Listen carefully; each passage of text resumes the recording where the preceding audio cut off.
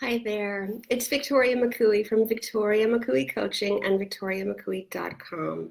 So I'm so late today. Normally I come on every Monday at 1 p.m. It's almost 2.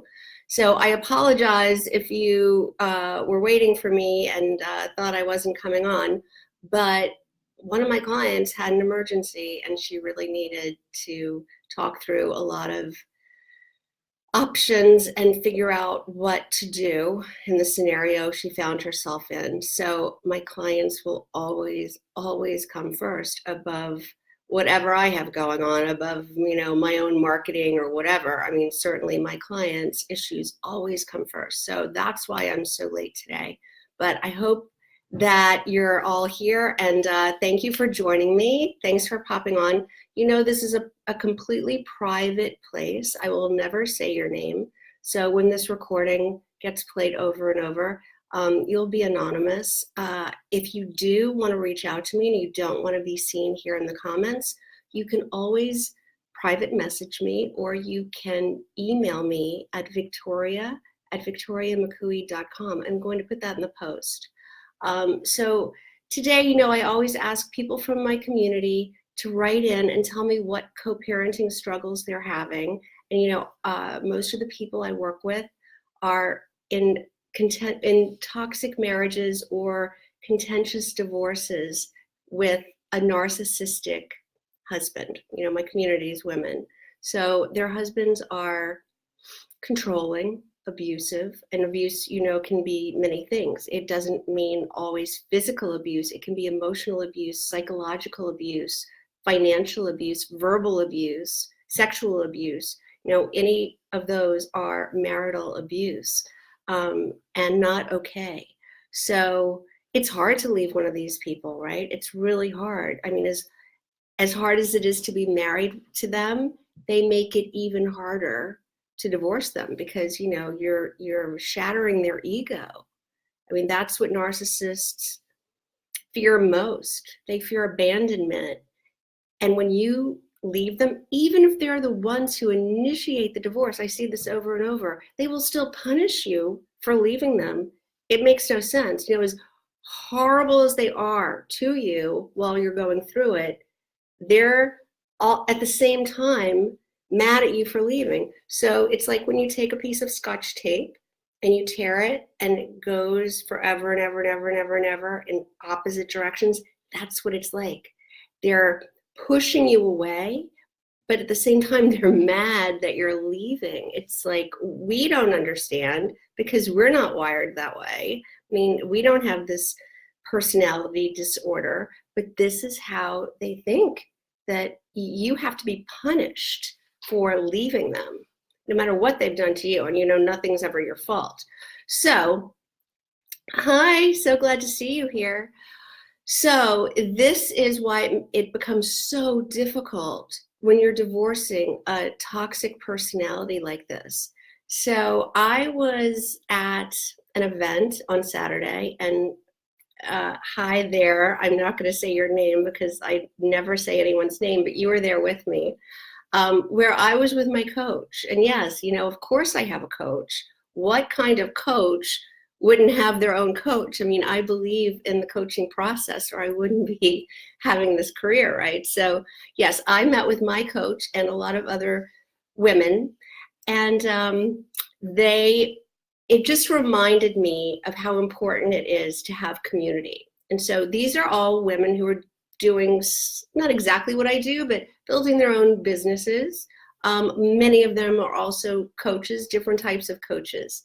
And what's wonderful about having this community is that somebody in your community has already done the thing that you're trying to do.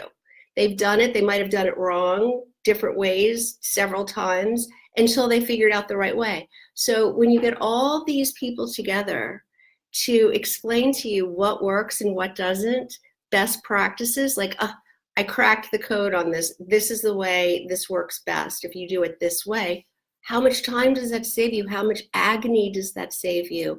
How much feeling like you're failing does that save you? It's the same for my clients.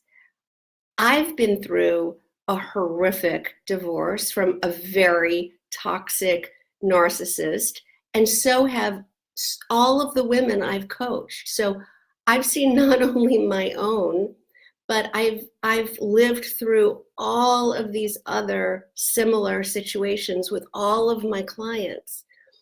So yes, I have training, and yes, I have certifications, and I have all that, but you know what really counts is going through it, doing the work.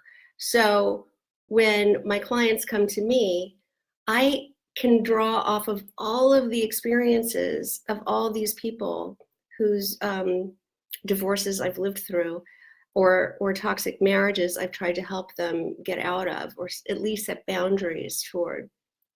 So that's why this community is so important. All right, so this particular Facebook Live that I do every Monday is around co-parenting, because, you know, remember how hard it was to co-parent, even parent together with this type of personality? Well, now you're the enemy, you know, you're the bad guy in their mind, and they're going to do everything they can, including using your children as pawns to hurt you. So it is really just the most toxic, difficult situation there is. So people in the community write into me every week about their struggles, and then I talk about them here. So I'm going to read this short one first from a man who's a very good friend of mine, actually. I'm not going to say his name. He says, the hardest thing for me is turning out to be this idea that civility is a thing to be granted and taken away based on how they feel that day, and not a standard to maintain for the good of the child. The idea that my ex may be saying inappropriate things to our child is just starting to emerge. Nothing really terrible, but there are benign elements of her mom's very self-serving narrative regarding her, and I see that making its way into my child's vernacular.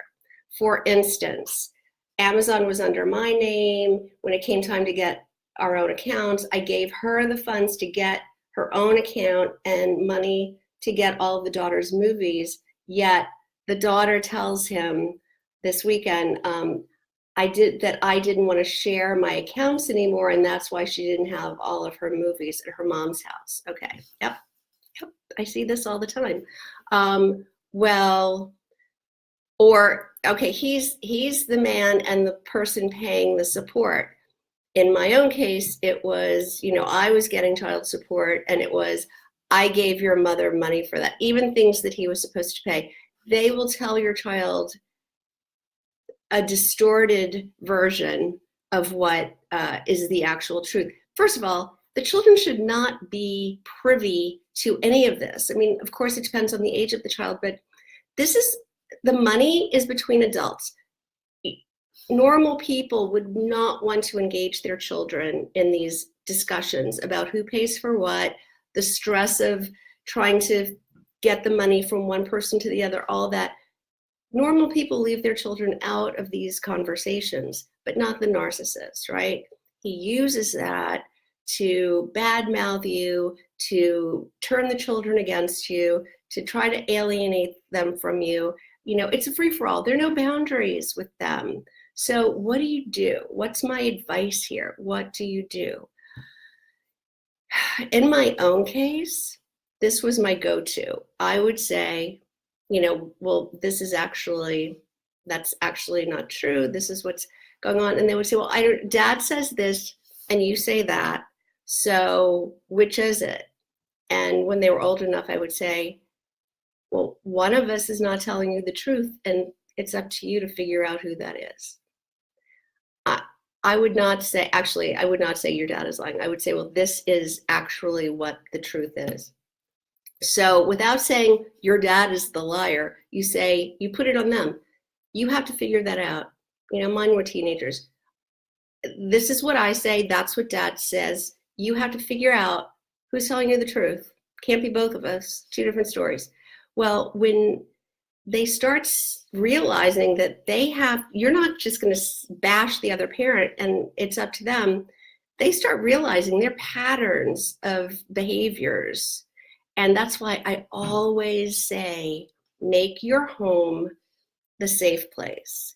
the place where there's no guilt, there's no blame, there's no tension, there's just, it's just a safe place. There's love, and there's happiness, and there is joy, and there's no bashing, there's no toxic energy in the home.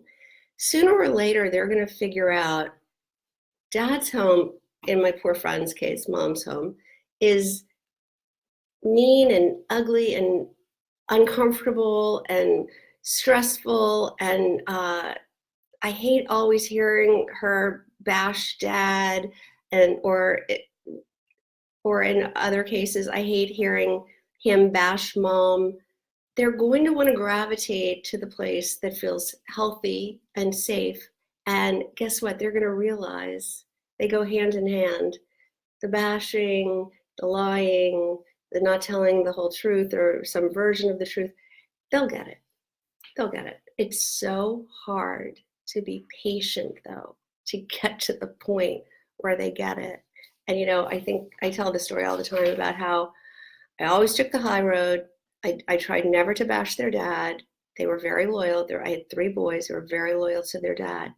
But thanks for the thumbs up. Then I kept saying, one day they'll understand. One day they'll see. I'm not going to be the one to tell them. They'll figure it out for themselves, that, you know, I'm telling them the truth, that I'm actually the good guy here. Well, when that day came, the day I'd been waiting for years and years and years and years, it was heartbreaking. You know, this day I thought was going to be my vindication, that none of the terrible things they thought about that their dad had told them about me were true. They're going to figure out that their dad is the bad guy. Oh my God, it was heartbreaking. So it's hard for your kids to see that their other parent isn't what they thought he was. Sorry, all these texts. So all the time you wanted it, you couldn't wait for it, and then you get it, and it's like, oh, it's hard to watch. But a necessary evil, you know? They have to learn, but let them learn on their own. Don't be the one to tell them, and they don't want to hear it from you anyway, right? So this other person says she left her kids with her ex-narcissist for 3 days, and when she came back, her 4-year-old said to her, "Grandma is a dumbass." No, I'm guessing grandma is her mother. So obviously her ex was telling them that their grandmother is a dumbass. Okay, so what do? You can't undo that, right? It's a 4-year-old. Just know that the more attention you give to that, the more you're going to perpetuate it. My advice would be to let it go in at one ear and out the other. Don't call him out on it. If he knows it annoys you, just do it more. I mean, this is how they're wired, right? You have to be smarter than they are. You have to trick them into doing what you want them to do. So by not having any reaction to that, better chance that it'll just go away, right? But if you call up, start texting, whatever, saying, "I can't believe you did this. Are you kidding? She's 4. I can't believe you said this." It'll just keep happening, right? This is who they are. All right. So thank you so much for joining me today. This is such an honor to be here and try to help in any way I can to answer these questions or just talk about it. Just know that you're not alone. So many of us have or are now going through this really tough job of trying to co-parent with somebody that we can not even stand to look at, right? Somebody who has hurt us so badly, someone who has lied about us, made us feel horrible, probably said terrible lies about us to other people. I mean, this person is like become your worst enemy. Forget about the fact that you were married to this person. This person is now enemy number 1, and you're having to share children together. I mean, it's unfathomable, right? It's just so hard. It's so hard. But here's the good news. Kids grow up. Kids grow up, I mean, faster than you'd like probably, and they will get it. They will see, they'll get the joke. And I know you're so worried that they're believing, they're drinking the Kool-Aid, they're taking his side, he's alienating you. They're a lot smarter than you think. If you keep being you, if you keep doing the right thing, if you keep being a great role model, I mean, they're gonna, I mean, I know, I think my kids are there going, wow, you know what? Mom was pretty strong. Mom got out of a pretty difficult situation and figured it out. And I don't know, I think they're proud of me. So I know that they love spending time with me, and I love spending time with them. And I know that's going to be the case for you too. If you keep doing the right thing and taking the high road, all right? If you want to find out more about what it's like to work with me as your coach, I will put a link in my post to my calendar. You can set up a free call, and on that call, I'll ask you about your situation. I'll see what's going on, and then I'll tell you if I think I'm in a position where I can help you. And if we're a good fit, and if I can help, then we'll talk about ways we might work together. I have several different programs in my one-on-one coaching. So, you know, there's something for every budget, every need. So we'll talk about different ways and what that looks like, okay? All right, I hope to speak to you soon on a free call, and I'll see you next Monday. Bye.